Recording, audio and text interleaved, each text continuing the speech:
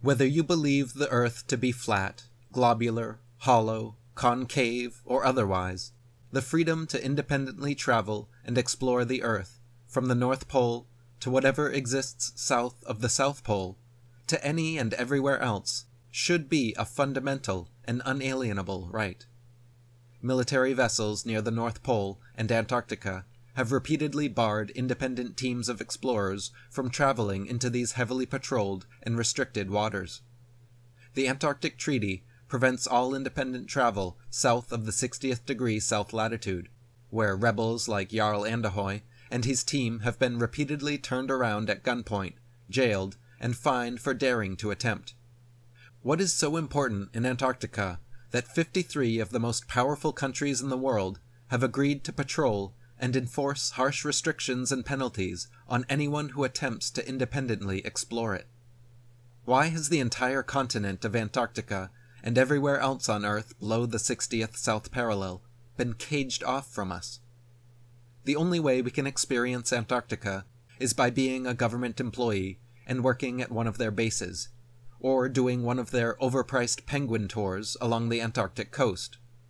No one, even these very few humans, is granted the freedom to explore the continent, so even they are clueless as to what may exist at the furthest southern extents of the Earth.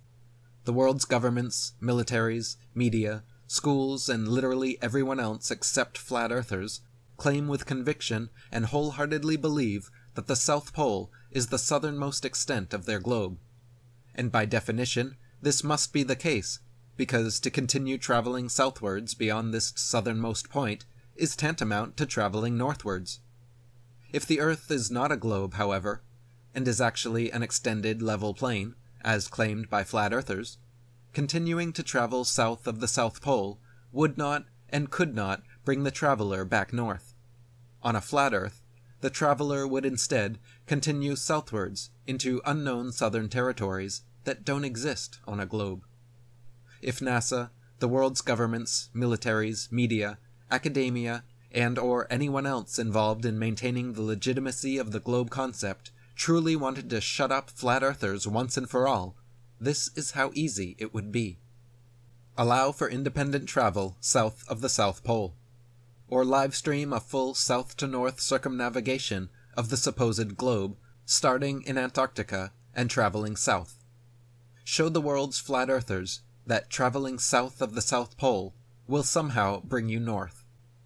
At the very least, show us what happens when a plane travels perfectly straight in any direction, starting from anywhere on Earth, for 48 hours.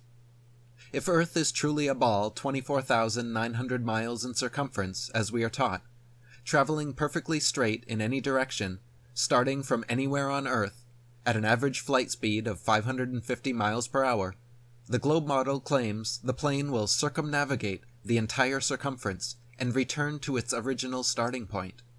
On a flat Earth, however, a plane traveling in a perfectly straight line, never deviating left or right, regardless of where it starts or which direction it travels, will eventually reach the Antarctic.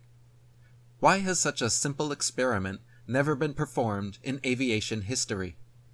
Are we globe earthers and flat earthers alike content and complacent enough with what we are told to simply trust it as truth? Children are taught in school that explorers like Magellan and others have traveled in perfectly straight lines eastwards or westwards, and eventually arrived back at their starting point. It's universally heralded as proof of the globe, and most adults today still believe such circumnavigations have actually occurred.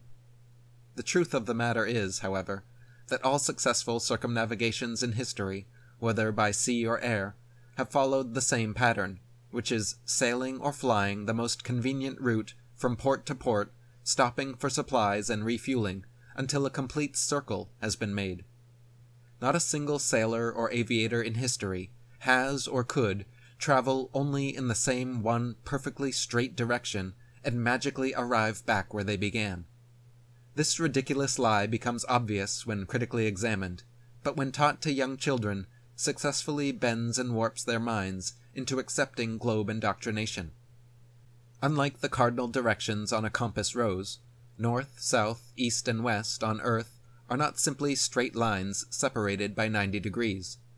North, rather than being an upward shooting arrow, is actually a point, a center point, the center point of the entire Earth, known as the geographic North Pole, situated directly below Polaris, the North Pole star, the only motionless star in the heavens, which marks the exact center point of the sky. South, rather than being a downward shooting arrow, is actually every line tangent to the northern center point, or in other words, every straight line extending outwards from the North Pole heads due south. East and west, rather than being right and left facing arrows, are actually clockwise and counterclockwise circles around the pole. The sun, moon, and stars all rise in the east and set in the west, making perfect circles over and around us every day. As you can observe, they travel in a circular westward path over and around the Earth, and do not all travel in a straight leftward direction as suggested by a compass rose. Likewise, navigators since ancient times have used Polaris to guide their ships, knowing that Polaris was the heavenly North Pole. South was traveling keeping your back to Polaris. East meant traveling always keeping your left shoulder 90 degrees to Polaris, and west meant traveling always keeping your right shoulder 90 degrees to Polaris. So, put up, or shut up, globe apologists. If we are truly free, show us what happens when you go straight in a plane for 24 or 48 hours. If Earth is truly a globe, show us what happens when you travel south of the South Pole. We have never been shown or allowed to perform such a simple experiment. If NASA, the world's governments, militaries, media, academia, and or anyone else involved in upholding the globe truly wanted to prove their model and shut up every single flat earther once and for all, this is how easy it would be.